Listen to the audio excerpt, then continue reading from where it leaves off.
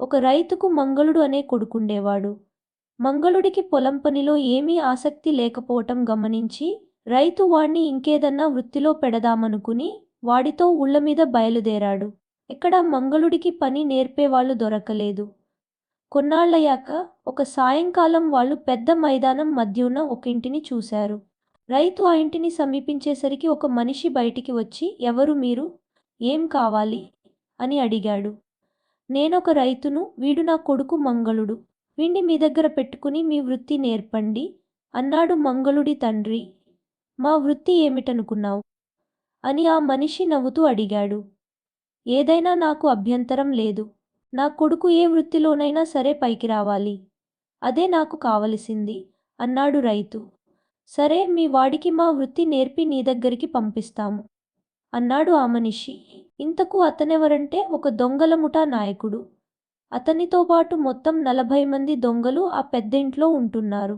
రైతు ఆ రాత్రి దొంగలతోనే గడిపి తెల్లవారగానే తన గ్రామానికి బయలుదేరి వెళ్ళిపోయాడు. మంగళుడికి దొంగలు చెప్పిన మొదటి పని నీరు తేవటం. వాళ్ళుండే ఇంటికి కొద్ది దూరంలో ఒక వాగు ఉన్నది. దాని నుంచి నీరు తెద్దామని మంగళుడు ఒక కడవ తీసుకుని వెళ్ళాడు. వాడు ఆ కడవను నీటిలో ముంచబోతుండగా ఒక స్త్రీ చెయ్యి నీటి నుంచి పైకి వచ్చి ఆ కడవను గట్టిగా పట్టుకున్నది. మంగళుడు కడవను వదలకుండా పెనుగులాడాడు. అంతలో ఆ చెయ్యి వాడి తలమీద బలంగా కొట్టి చెయ్యి మాయమైంది. కాని తన తలమీద దెబ్బ కొట్టిన పాత్ర వాడికి నీటి ఒడ్డున దొరికింది. మంగళుడు దాన్ని దొంగల వద్దకు తీసుకుపోయాడు. ఆ పాత్రను చూసి దొంగలు నిర్ఘాంతపోయి అది ఎక్కడిదని అడిగారు. మంగళుడు వాళ్లకు జరిగినదంతా చెప్పి, ఎవరిదో ఒక ఆడమనిషి చెయ్యి తన నెత్తిమీద ఆ పాత్రతో కొట్టిందన్నాడు. దొంగల నాయకుడు మంగళుణ్ణి కౌగలించుకుని, "ఒరే నాయనా, ఈ పాత్ర విలువ ఎంతైనా కావచ్చు. న్యాయంగా ఇది నీది.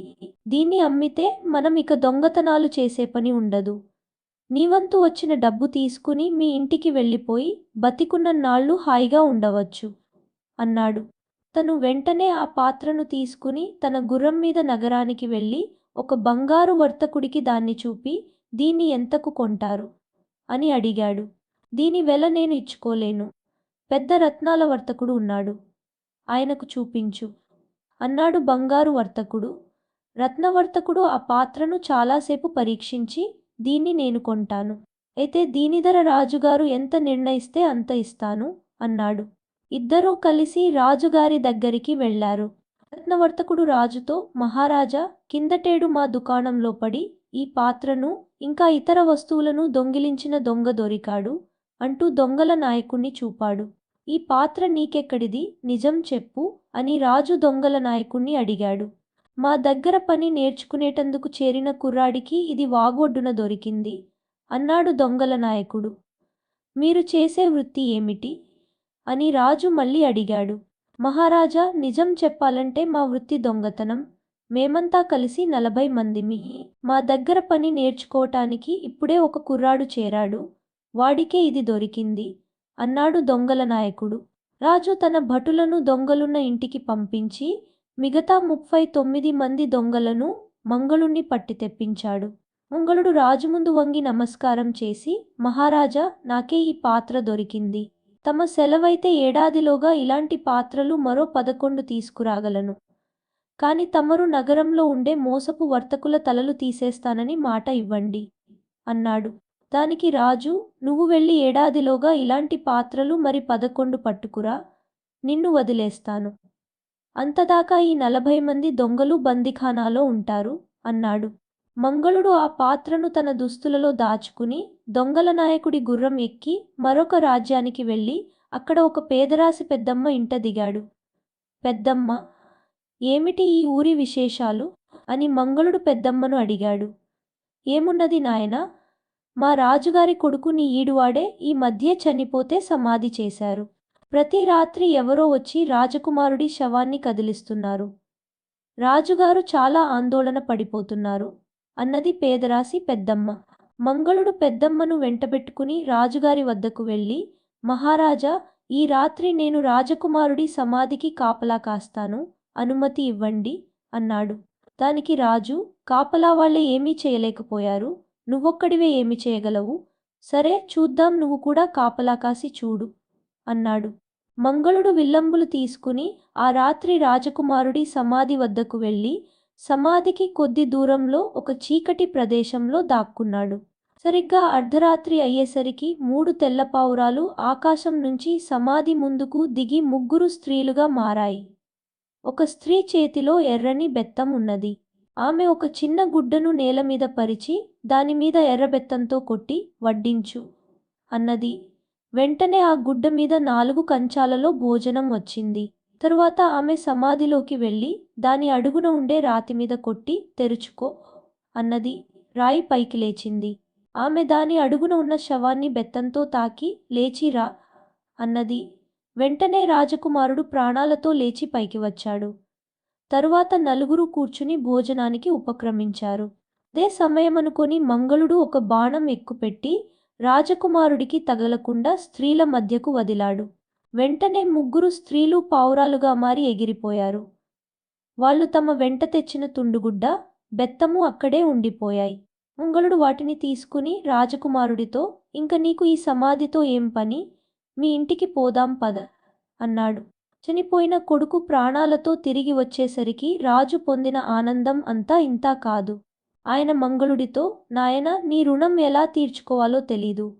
నీకేం కావాలో అడుగు, సాధ్యమైతే ఇస్తాను అన్నాడు. మంగళుడు తన వద్ద ఉన్న పాత్ర పైకి తీసి, ఇలాంటివి ఇంకా 11 పాత్రలు కావాలి అన్నాడు. అది నాకు అసాధ్యం నాయనా అన్నాడు రాజు. నాకు మరేమీ అవసరం లేదు అంటూ మంగళుడు తన గుర్రమెక్కి బయలుదేరాడు. కొంతకాలం ప్రయాణించి అతను సముద్ర తీరాన గల ఒక నగరం చేరుకుని ఒక ఇంటికి వెళ్ళాడు. ఆ ఇంటి యజమాని మంగళుణ్ణి చూసి, బాబూ, నీకు ఆతిథ్యం ఇవ్వలేను. మేమింటిల్లిపాతి పస్తులుంటున్నాం. ఈ నగరంలో ఎక్కడా నీకు పట్టెడు అన్నం పుట్టదు. మాకు కరువు వచ్చింది అన్నాడు. నేను మిమ్మల్ని తిండి అడగను అంటూ మంగళుడు తన వద్ద ఉన్న తుండుగుడ్డ తీసి నేలపైన పరిచి దానిమీద బెత్తంతో కొట్టి వడ్డించు అన్నాడు. వెంటనే విందు భోజనం వచ్చింది. మంగళుడు ఇంటి యజమానితో, మీ వాళ్ళందరినీ భోజనానికి పిలవండి అన్నాడు. మంగళుడి ధర్మమా అని ఇంటిల్లిపాతి సుష్టుగా భోజనం చేశారు. మీకు కరువు రావటానికి కారణమేమిటి అని మంగళుడు ఇంటి యజమానిని అడిగాడు. మా దేశంలో తగినంత ఆహారధాన్యాలు పండవు.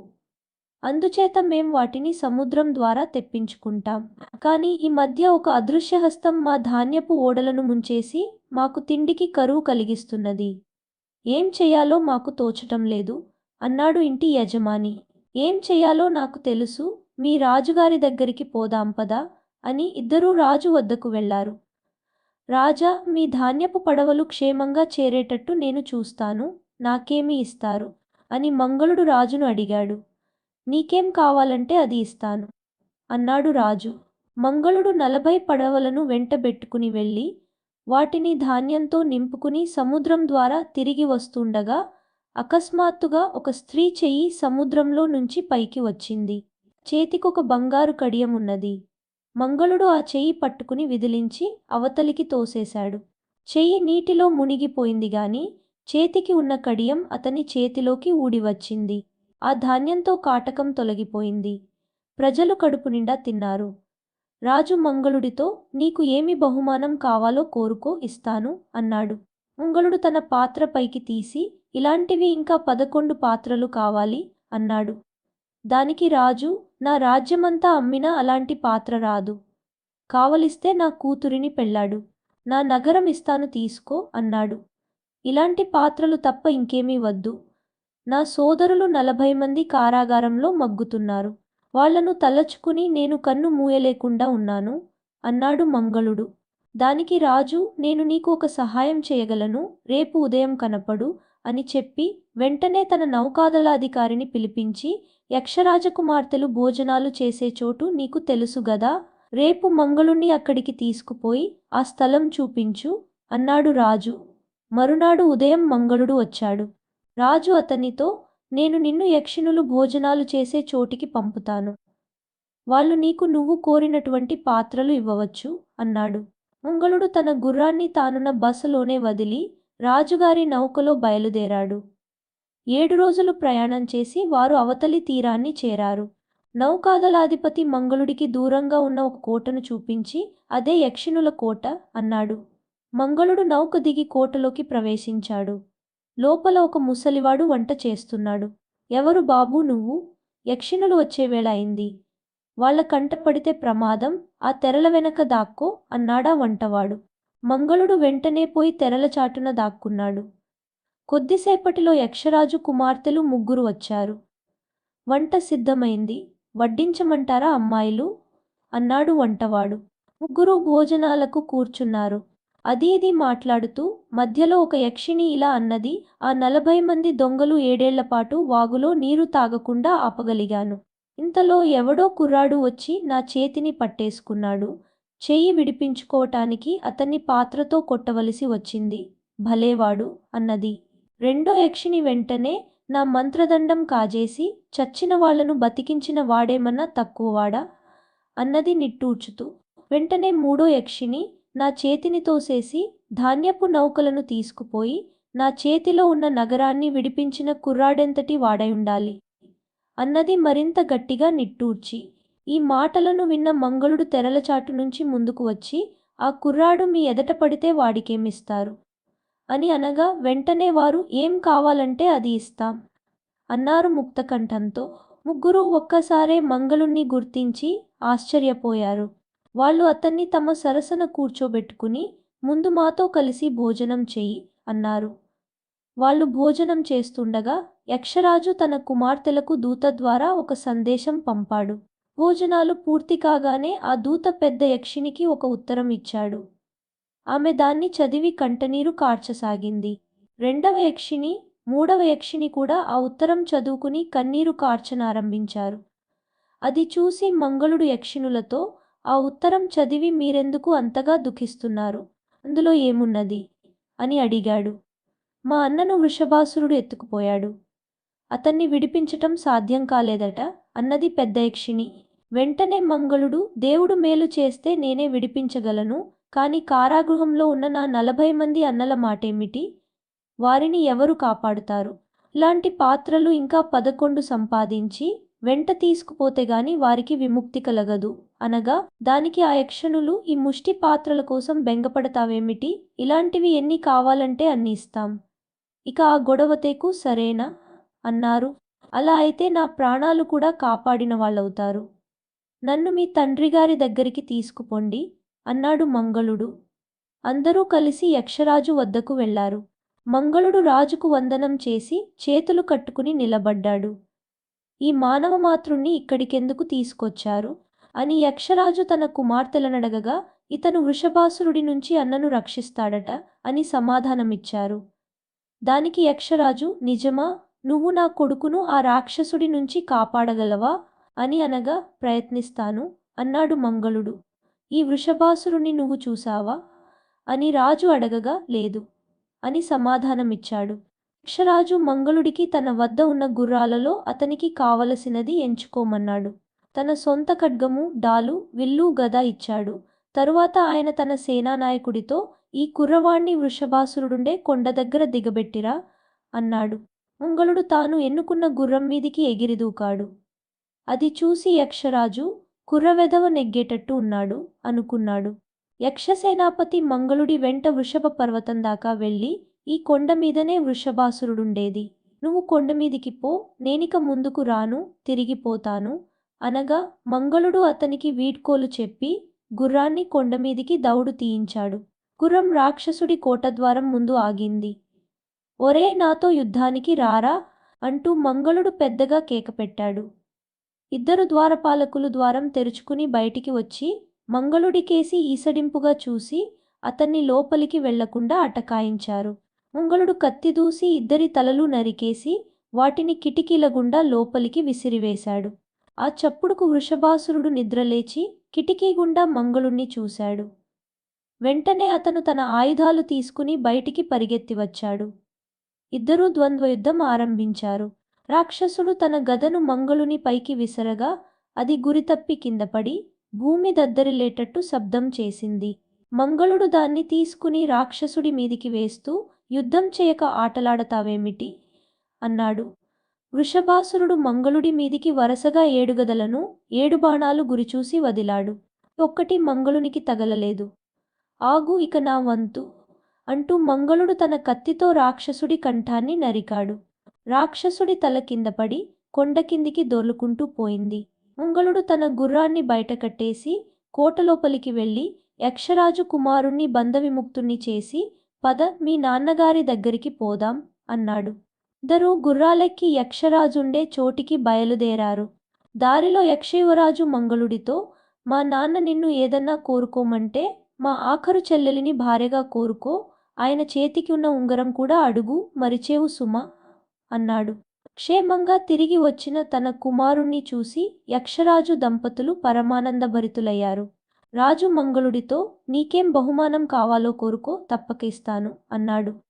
మహారాజా, నా కోరిక తీర్చదలిస్తే మీ మూడో కూతురిని నాకు భార్యగా ఇవ్వండి.